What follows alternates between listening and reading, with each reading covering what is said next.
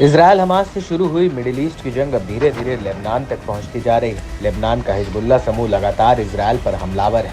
पहले से चली आ रही दुश्मनी के बीच हिजबुल्ला भी इजरायल पर बमबारी कर तनाव को भड़का रहा है। हिजबुल्ला लड़ाकों की ओर से हो रहे भीषण हमलों से इजरायल को काफी नुकसान उठाना पड़ रहा है और जब से हिजबुल्ला ने इजरायल के ऊपर हमले करना शुरू किए हैं तब से लेकर अब तक वो अपने हथियारों के जखीरे में से नए नए हथियार निकाल कर कहर बरपा रहा है।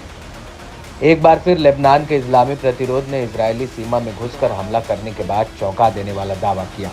इस दौरान समूह ने अपने जखीरे के खतरनाक हथियारों के भी इस्तेमाल का खुलासा किया।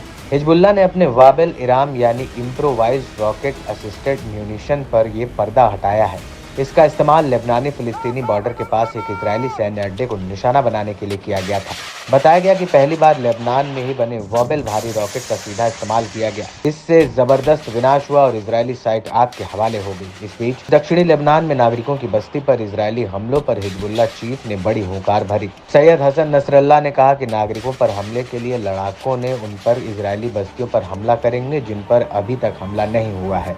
हिजबुल्ला की यह धमकी इजरायल के लिए बेहद खतरनाक मानी जा रही है। अगर हिजबुल्ला अपने हमलों में इजाफा करता है तो इससे इजरायल अपने तबाही की ओर करीब आ जाएगा, जिससे कि युद्ध और खतरनाक स्तर पर पहुंच सकता है। दरअसल पहले ही इजरायल अपनी पूरी ताकत युद्ध में झोंक चुका है, जिसमें उसे अब तक कोई खास कामयाबी नहीं मिल रही है। इस बीच हिजबुल्ला की ओर से लगातार हमलों ने इजरायल का ध्यान बांटने का काम किया है। इससे ना तो इजरायल गाजा में पूरा दमखम दिखा पा रहा है और ना ही हिजबुल्ला के हमलों का जवाब दे पा रहा है। दावा है कि हिजबुल्ला चीफ की धमकियों के बावजूद भी इजरायल ने अपने हमलों को जारी रखा है। आईडीएफ ने दक्षिणी लेबनान के 3 गांवों पर बमबारी की, जिससे 1 दर्जन से ज्यादा नागरिक हताहत हुए।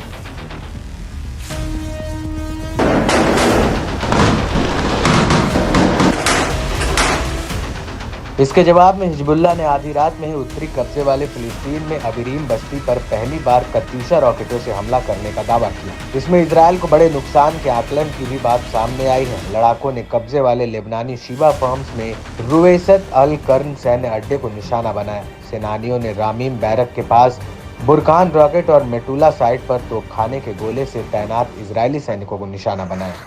इजरायली हमलों से तमतमाए लड़ाकों ने दर्जनों कत्यूशा और फलक भारी रॉकेट से इस्तेमाल हमला किया। साथ ही पास के इजरायली तोपखाने को निशाना बनाया। हिजबुल्ला ने कत्यूशा बैराज के साथ पहली बार नेवे जीव और मनोट बस्तियों पर हमला करने की घोषणा की। प्रतिरोध ने अल मनारा बस्ती में इजरायली सैनिकों की ओर से इस्तेमाल होने वाली इमारतों को निशाना बनाया। साथ ही अल मर्ज मिलिट्री साइट पर तोपखाने के गोले से हमला किया।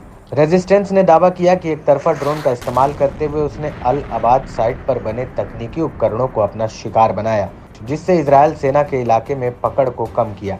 इसके अलावा सफद अल बतीक पर इजरायली आक्रमण के जवाब में हिजबुल्ला लड़ाकों ने 2 ऑपरेशन को अंजाम दिया। पहले ऑपरेशन में नए शुरू किए गए जिहाद भारी रॉकेट के साथ यफ्ताह बैरक को निशाना बनाया। वहीं दूसरे में एलर्ट में 51वें डिवीजन कमांड में इजरायली अधिकारियों और सैनिकों पर ड्रोन से सीधा हमला बोला। हिजबुल्ला ने फिर दोहराया कि प्रतिरोध के हमले तब तक जारी रहेंगे जब तक इजरायल गाजा में नरसंहार को रोक नहीं देता। हिजबुल्ला ने इजरायल से आ रहे युद्ध की धमकियों पर भी जवाब देते हुए कहा कि इजरायल को हारने के लिए तैयार रहना चाहिए।